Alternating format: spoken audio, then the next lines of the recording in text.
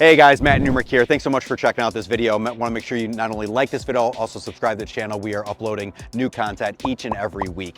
On this video right here, we're going to go ahead and we're going to cover block and hits. Block and hits is just a very simple term that we use for a very simple kind of a technique when it comes down to self-defense. When we go ahead and we are blocking, we want to make sure we block and also do something, okay? Now, a lot of martial arts will go ahead and they'll block and then they'll do a counter, but it happens almost like on two separate beats, meaning that with Max comes in here with, let's say, a big, huge whooping kind of a punch, I go ahead and I block, and then I'll do some sort of a move as a counter. That's too much time. We want to make sure that we inflict pain on the exact moment that they go ahead and they punch. So when they go ahead and he punches, I'm not only blocking, but I'm also inflicting pain at the exact same time. That's what we want to make sure that we go ahead and focus on when we go ahead and do this. So in order to really prepare ourselves for block and hits, we want to make sure that we cover three main angles. The first angle is what we call an outside kind of an attack. Now these are obviously your hooks, okay? Think about your drunken haymaker hooks, probably one of the more common kind of a punch that we're going to deal with out in the street. When we go ahead and we do so, we want to make sure that we're moving on in as we're blocking. So if Max throws a right outside, I want to make sure that I'm moving in and blocking this way. I want to make sure that I have a good structural kind of a setup right here, meaning that my arm's not bent on in just like this, but it's not extended. It's nice with a nice rigid bend right here. So when he comes in and he hits, I want to make sure that I stop this punch with this arm right here. But that's not it. That's just the block. Now we have the hit. We are hitting at the exact same time. When Max does this with the double pads right here, he's putting up the face pad. The face pad is the person's face, okay? I'm really not gonna be punching my partner in the face. What we're gonna be doing is punching the pad that is simulating the face right here that we're striking. So when Max comes in with that outside, I go ahead and I move on in. The reason why moving in is so important is because I'm using my body mass to go ahead and block that kind of incoming momentum right here of the hit right here. I don't want to stand here and be hit back on my heels. That is not very structurally sound. I want to make sure that I'm moving on in as I block. I'm also hitting at the exact same time. But we have outside angles. So I'm going to have Max just go ahead, feed some outside shots from both sides. So he goes ahead and does one, then he's going to feed the other side, then he feeds the other side, and we're just moving around here just like this in order to do so.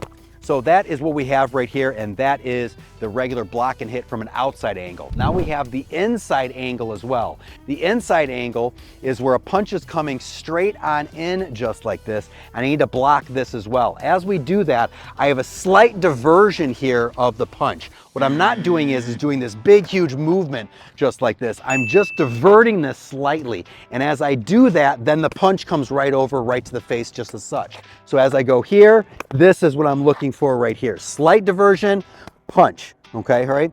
The diversion happens, and what I always tell my students is the diversion is almost like the trajectory of an eye jab. So as I come in here, this is not a big swooping movement, because if I do that, what's gonna happen? Well, I'm open to this punch right here. So what I need to make sure that I do is that this is nice and coordinated, but also where I'm just kind of derailing the punch in a very simple way. At the exact same time I'm punching through, my movement is still moving forward as well. So as I do so, I'm here and then I'm punching. Once again, I'm here and then I'm punching. If it happens on the other side, slight diversion right here, the punch is happening right over here. That is our block and hit, but it's taking it from an inside angle.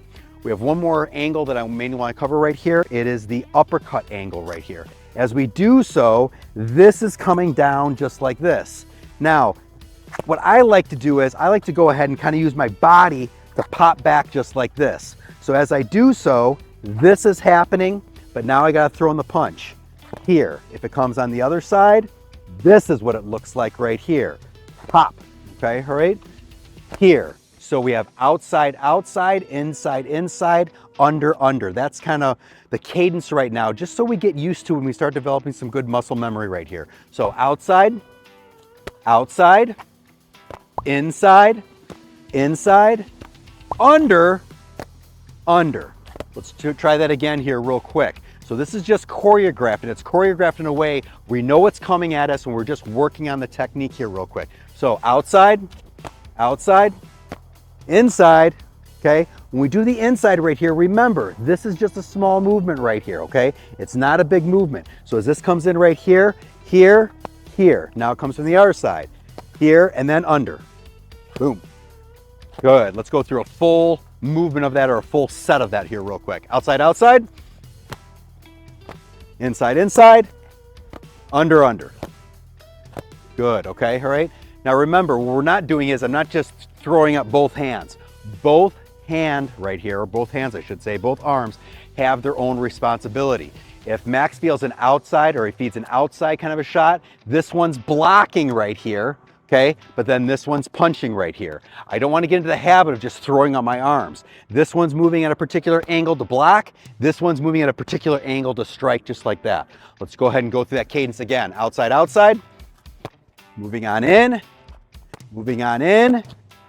Slight move back, okay? Just like this. Now what we're gonna go ahead and do is we're gonna have the partner go ahead and mix it up on us. Now, this makes it where this is not choreographed anymore. I don't know what's coming at me. It's important to make sure that we keep this very, very slow. So Max is gonna mix it up here real quick. I don't know what's coming at me. Nice and slow.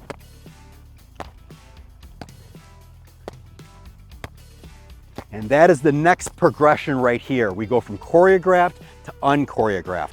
Now, the only other thing that we're gonna throw in there is speed. We're gonna go ahead and have Max pick up the speed a little bit. Now, we can do picking up the speed when it's choreographed, but obviously the top level right here is when I don't know what's coming at me and it's on a little bit of faster rate. This is what it's gonna look like here real quick. Go.